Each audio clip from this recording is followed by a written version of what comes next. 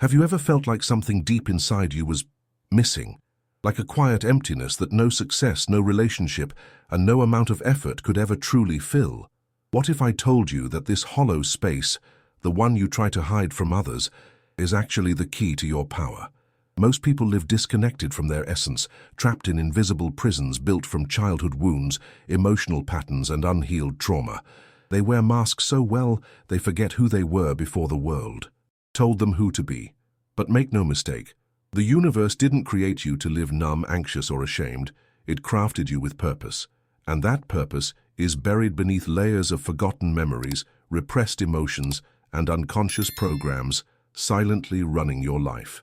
According to Jung, the parts of you that you reject, your shadow, your pain, your truth, don't disappear. They just go underground, waiting to be seen, to be integrated, to be loved. Today, we're not here to give you surface-level tips or feel-good phrases. We're going deep into the mystical, symbolic, and psychological terrain of your inner world. This is about reclaiming your story, reconnecting with the universe that lives inside you, and finally stepping out of the unconscious loop that's kept you stuck. If you've ever felt lost, like your soul was calling you back home, this is your moment. So before we begin this journey of spiritual remembering and self-healing, I need to ask, are you ready? Be to face what you've been avoiding, because only by meeting your shadow can you reclaim your light, and only by healing your inner self can you awaken the immense, untapped power that has always been yours. If this speaks to your soul, if you've been searching for something more real, more raw, more sacred, don't just watch. Become part of this journey. Most people who watch these videos aren't subscribed, and that means they're missing the deeper layers. So click subscribe to Celestial Truths right now and stay with me until the end, because what you're about to discover may just change everything you thought you knew about who you are.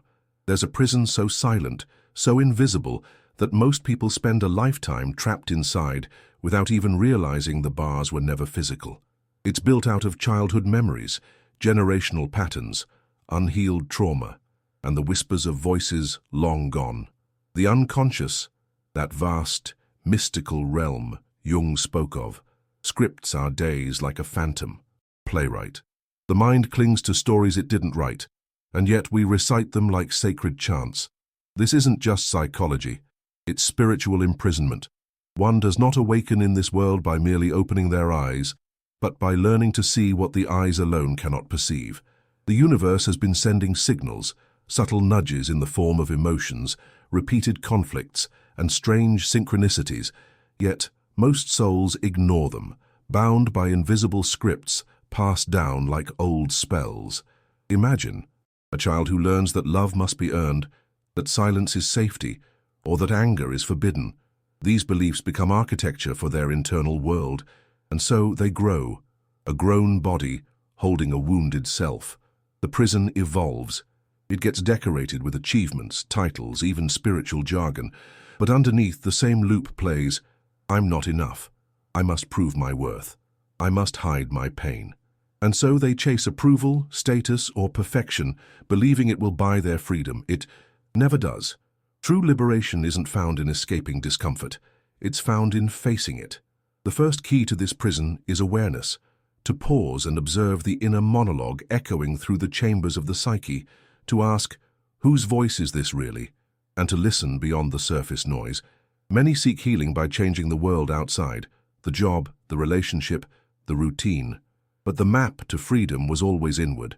It's not easy to look within, to meet the parts of you that ache in silence, the parts you exiled to survive, yet it's there in that rawness that the soul begins to remember itself. The mystical path isn't a straight line, it's a spiral. You'll revisit the same wound in different forms, in different lifetimes, until you finally see it not as punishment but as portal. The universe isn't trying to test you, it's trying to wake you. And when you begin to see the patterns, to name them, to hold space for them without flinching, that's when the cage begins to melt. Slowly, quietly. That is the alchemy of consciousness.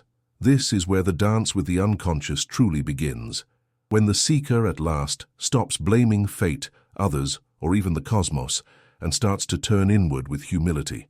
It's not about overanalyzing every moment. It's about sensing when the soul is calling for attention, that tightness in the chest before a conversation, that strange déjà vu, the dream you keep having. These are not random. They are symbols, and symbols, as Jung taught, are the language of the psyche. The prison of the mind is cracked open not by logic, but by presence, by trusting what you feel, even when it makes no sense. In this spiritual journey, logic is the servant, not the master. And through this shift, something begins to stir, a sacred longing to return to the self. And so the seeker finds themselves at a crossroads, continue repeating inherited scripts, or step into the unknown territory of their own truth. This isn't the work of a day, hence the sacred labor of a lifetime. But each moment of awareness is a chisel against the walls of the unseen prison. Each breath taken in presence is a vote for freedom. The universe conspires with those who choose to awaken, and even if the mind trembles, the soul remembers. There is more to you than this cage. There's a self beyond the roles, beyond the past, beyond fear. And as this truth emerges, softly, the next layer begins to reveal itself. The shadow, hidden in plain sight, waiting not to destroy, but to integrate. Beneath the polished mask we present to the world, there lives a presence, elusive, ancient, and aching to be seen. Jung called it the shadow. It's made of everything we've denied, rejected, or feared becoming. Not evil, but misunderstood. Not monstrous, but wounded. We bury our shame, our envy, our rage, and even our brilliance deep within it. And yet, paradoxically, what we hide gains power over us. The more we exile those parts, the more they return. Not through gentle whispers, but through emotional eruptions, self-sabotage, and fractured relationships. The universe, ever wise and mystical, doesn't punish, it reflects. And so we meet our shadow not in theory, but in the mirror of others, in the patterns we swear we'll never repeat yet somehow do. Think of the friend who always seems to push your buttons, or the lover who reopens the same wound lifetime after lifetime, that co-worker who reflects the very traits you claim to despise. These aren't coincidences. They are sacred invitations. The universe, in its deep spirituality, uses people and events as catalysts. Every trigger is a torch, illuminating what lies beneath. And the shadow, it's not your enemy, it's your double, the dark twin waiting not for rejection but for reconciliation. When you feel that surge of jealousy, that bite of judgment, that wave of defensiveness, pause. Ask, what part of me am I refusing to see? That question alone begins to shift the axis of consciousness. But why do we fear the shadow so much? Because it holds power. Raw, primal, unfiltered power. It contains the voice we silenced to please others, the creativity we buried to survive, the anger we swallowed to stay loved. And yes, it also contains the parts of us that betrayed, lied, or hurt, often in moments of survival. The process of shadow integration is not about condoning destructive behaviors, but understanding where they came from. Compassion is the light that melts the darkness. In a universe governed by polarity, light and shadow, masculine and feminine, spirit and matter, balance is everything. Wholeness isn't about being perfect, it's about being real. And being real means embracing both the divine and the wounded within. The shadow doesn't only show up in dramatic ways, sometimes it whispers in self-doubt, sometimes it hides behind overachievement, sometimes it disguises itself as humility, while secretly feeding on invisibility. The work, then, is subtle, mystical. It requires the seeker to become an alchemist of the soul, transmuting pain into presence, shame into sacred insight. Through dreams, active imagination, journaling, and meditative dialogue, one can begin a relationship with the shadow, not to control it, but to listen, to ask, what do you need from me? And in that question, a doorway opens. One that doesn't lead to escape, but to profound return. Return to the self the universe always intended you to be. And so, the journey deepens. As we make space for what was once denied, we gain access to a deeper current of authenticity. The shadow once feared becomes a guide, not soft or easy, but honest. It challenges the illusions we built for safety and invites us to step into our true power. This is the mystical path of integration.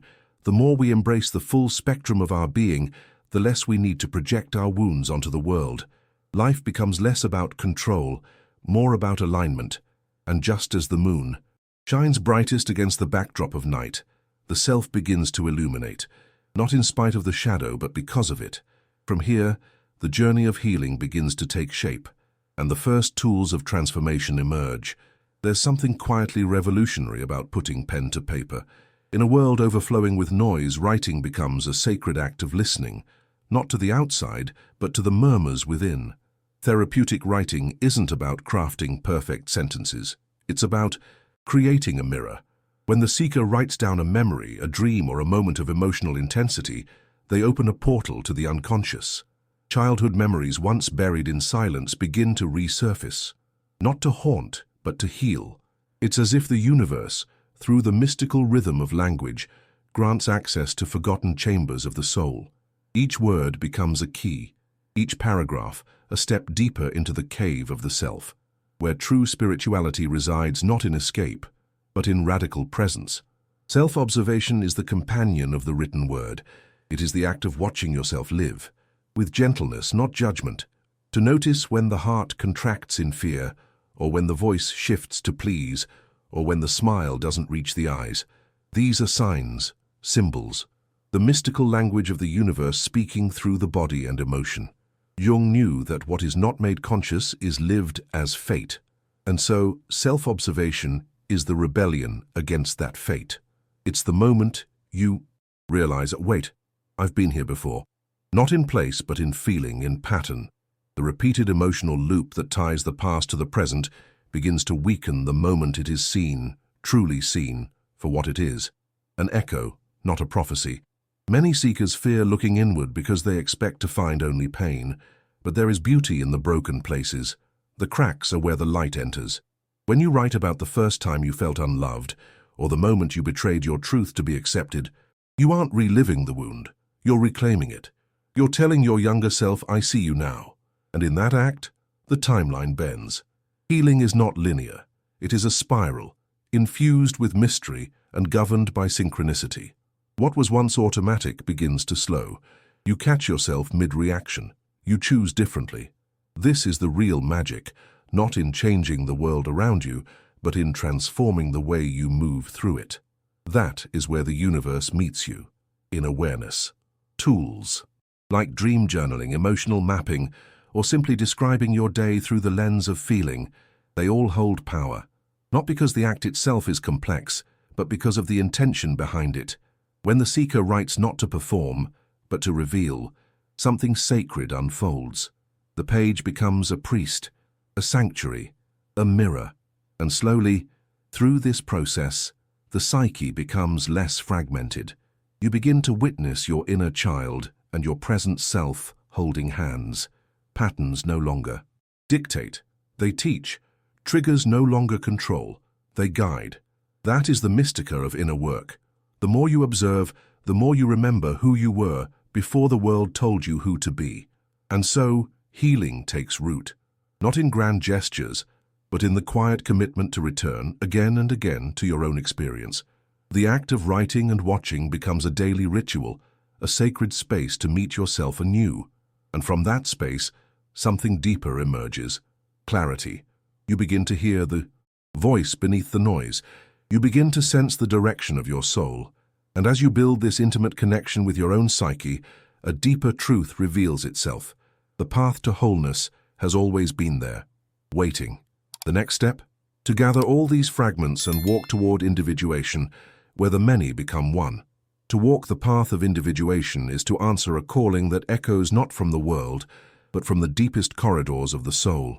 It's not about becoming someone new, it's about returning to who you've always been beneath the noise, the masks, the inherited roles.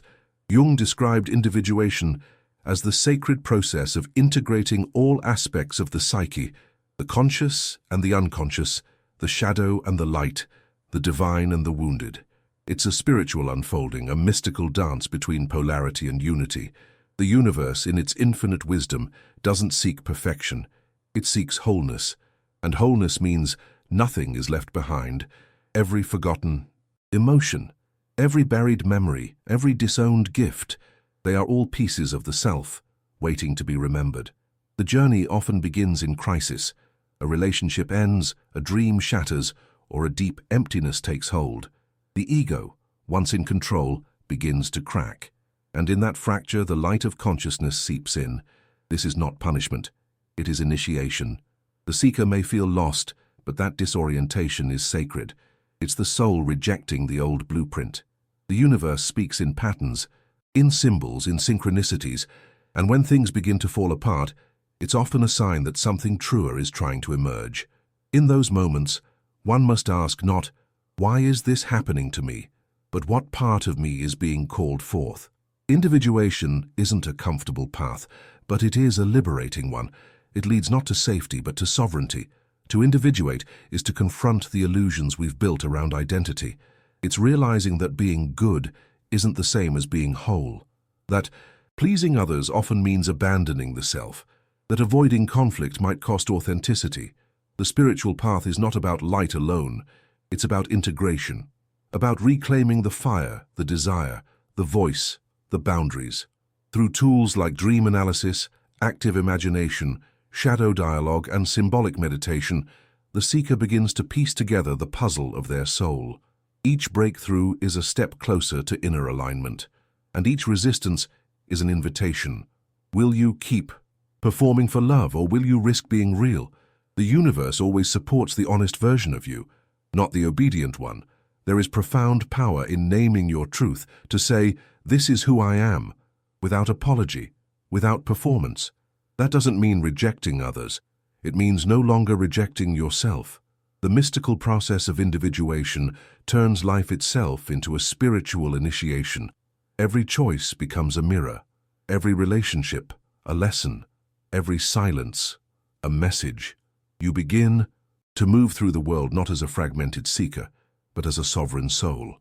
And as your psyche harmonizes, your energy shifts. The universe responds. Synchronicities increase. Doors open, but not just any doors, the right ones. Those aligned with your authentic vibration. That is the secret. When you stop pretending, life stops testing, and a deeper flow, one rooted in spirituality, begins to carry you. Still, individuation is not an arrival. It's an eternal becoming. There's no final version of the self, no mountaintop where all is perfect. There are only deeper layers, more truth, more integration. And so the seeker, even after glimpsing wholeness, must continue to listen, to adjust, to evolve. Because the self is not a fixed identity. It is a living archetype, constantly shaped by soul experience. And from this ever-unfolding spiral, something beautiful emerges. The urge to create, to express, to give form to the unseen. The next step becomes clear, reconnecting with the forgotten language of the soul, creativity. There is a sacred current that runs beneath the surface of everyday life, a mystical river flowing with symbols, visions, and forgotten voices. Creativity is how the soul speaks this language. It's not merely a talent or profession, it's a spiritual portal. When a person paints, writes, sculpts, sings, or even arranges a room with presence, they're not just creating, they're remembering. They're allowing the unconscious to rise, unfiltered, unedited, and divine. This is the art of healing without having to explain. Through creativity, the seeker touches what words alone can't hold. The universe itself is a creative act, an eternal unfolding. And every time we create, we align with that sacred rhythm. In those moments, we don't just make things, we become part of the cosmic dance.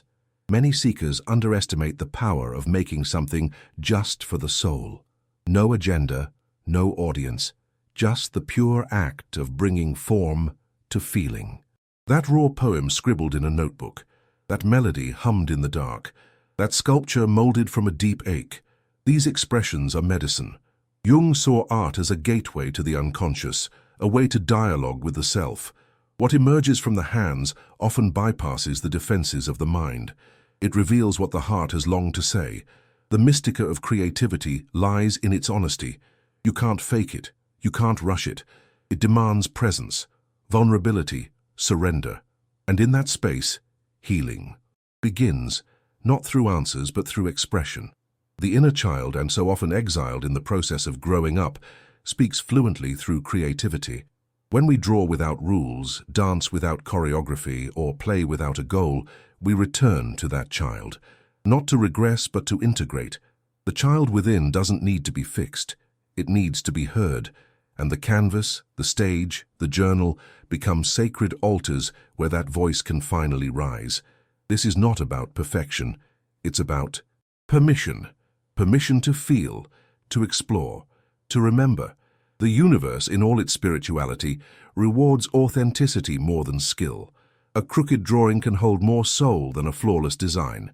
What matters is intention, connection, truth. Creative expression also unlocks forgotten archetypes. The warrior, the lover, the magician, the hermit, they all live within us. Through storytelling, ritual design, intuitive painting, or symbolic movement, these archetypes step forward. They offer insight, protection, and transformation.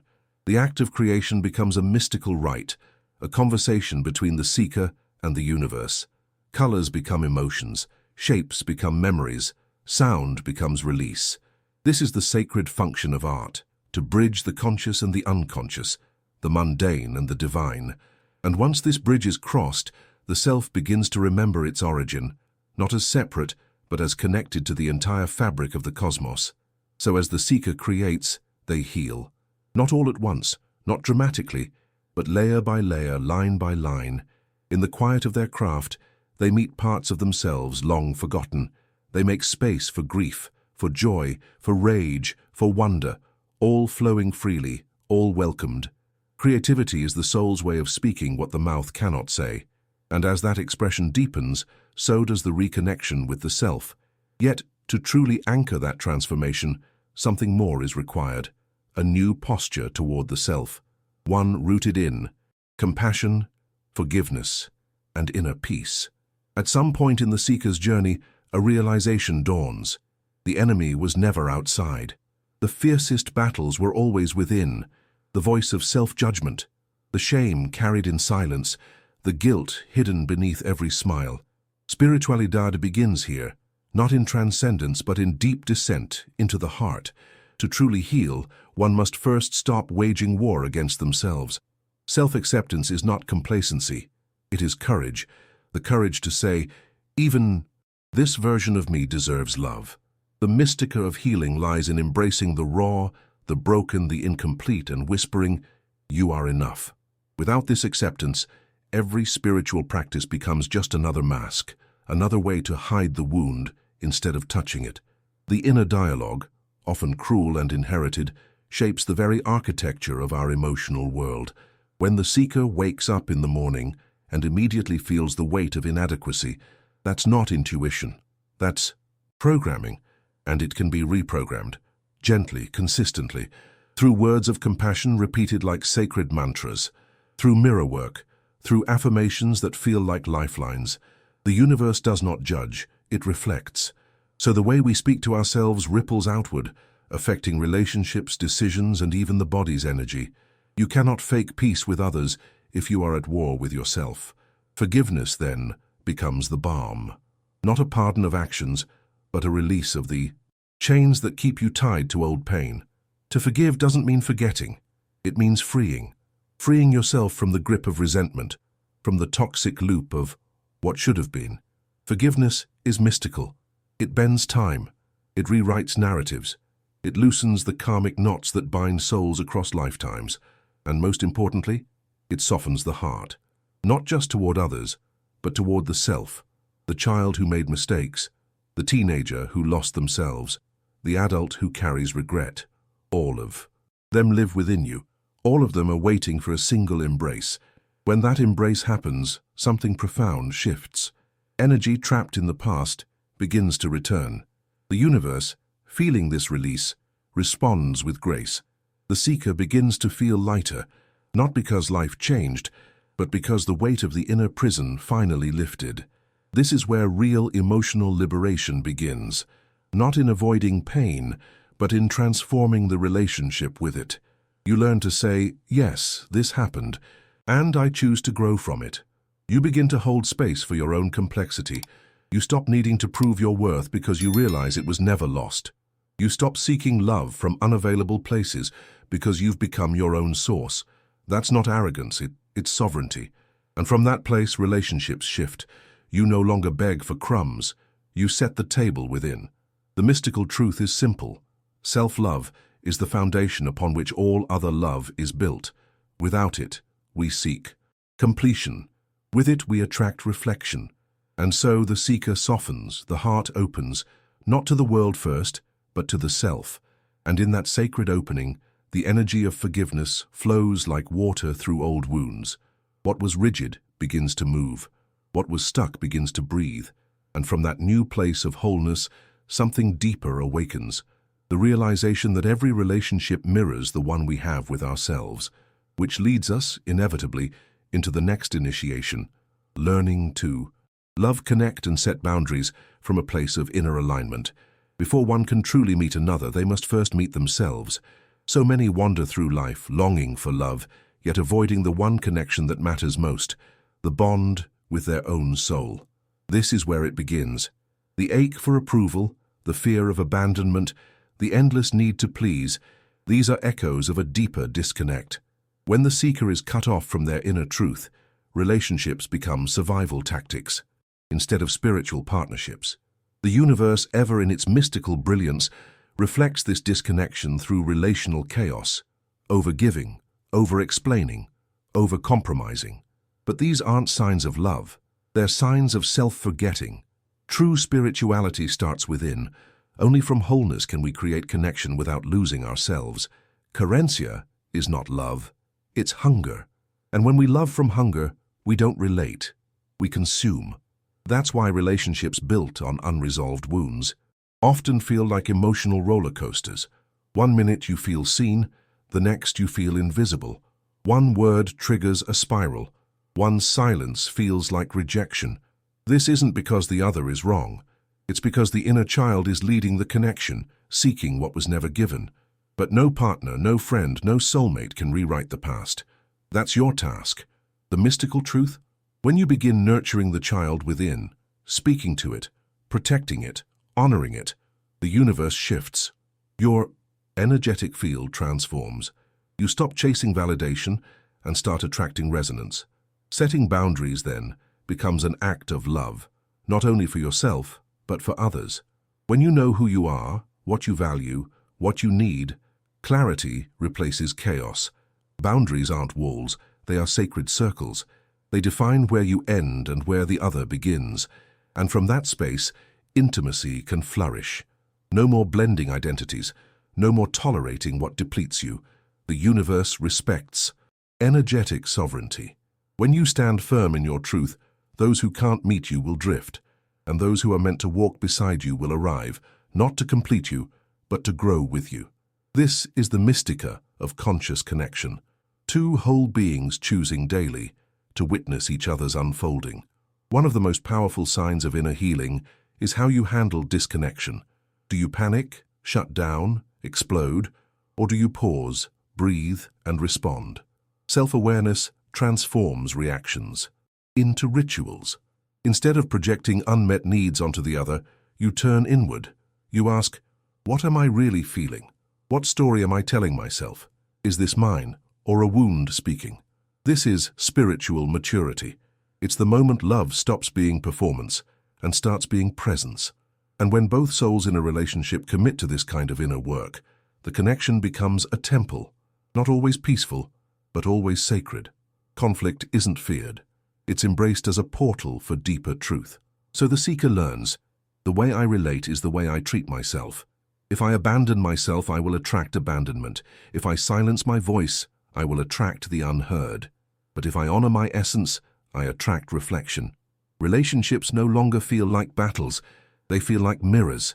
And from that awareness, a new chapter begins to unfold, one that requires more than intention. It calls for daily practice, ritual, and integration. Because transformation, as the universe reminds us, is not a moment. It's a path walked with devotion. True transformation does not unfold in a single epiphany. It begins there, in the sacred spark of realization. But it takes root through consistency, embodiment, and daily devotion.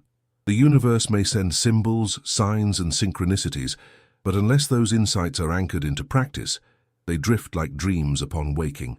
Reflection alone is not enough. Knowing your wounds won't heal them. Seeing your patterns won't break them. This is where real spirituality begins, in the space between awareness and action. It's not about chasing enlightenment. It's about honoring the human experience through grounded rituals and spiritual discipline. The mystical path is not a thought. It is a rhythm, a pulse that must be lived breath by breath. The seeker must shift from passive observer to conscious participant. Daily practices, however simple, become sacred when infused with presence. Lighting a candle to call in clarity.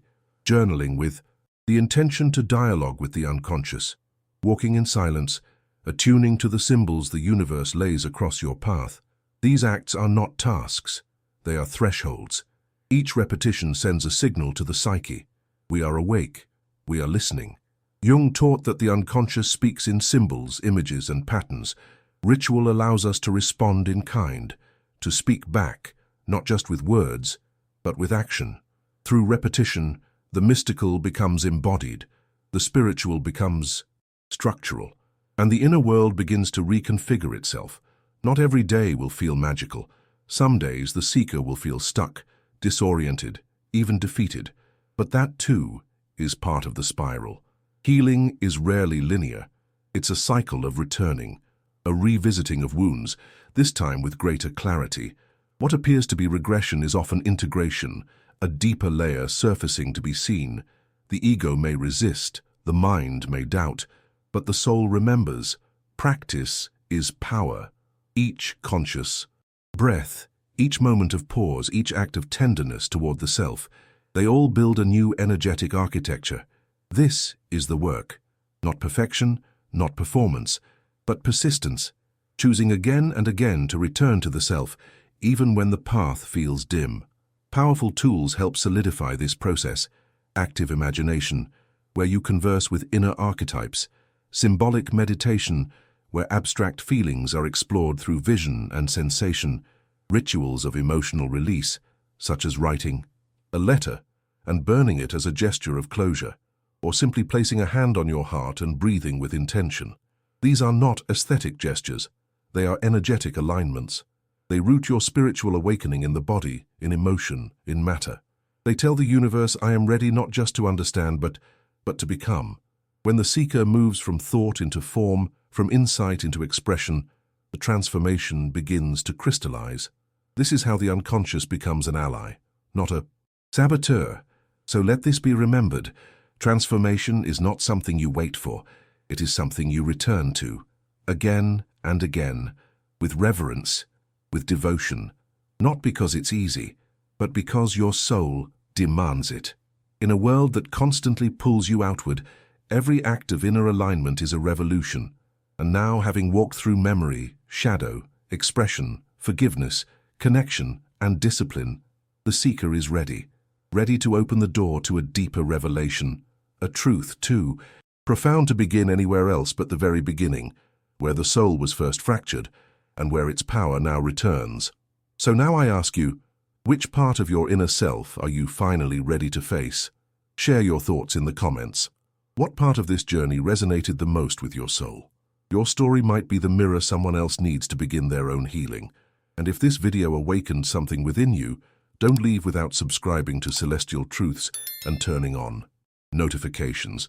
That's how you make sure the next layer of your spiritual awakening doesn't slip by unnoticed. The next video that's about to appear on your screen goes even deeper into the mysteries of the unconscious and your soul's true path.